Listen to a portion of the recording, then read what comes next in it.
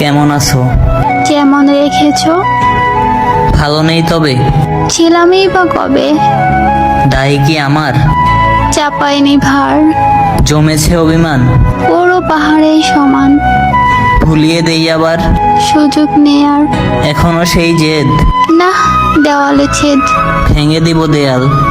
নেই সময়ের খেয়াল। মোটে 5 বছর হয়ে গেছো পর। ভুল হয়েছে ইস্যু। এই নামে ডাকিও না আর। ভালোবাসো না আর? প্রশ্নই নেই তার। চোখে কেন জল? পড়েছে পোকার দল। মিছে বলছো কাকে? পুরনো আমাকে। বাম্পা বাড়াবে? আবার আঘাত করবে। না, পায়েল এনেছি।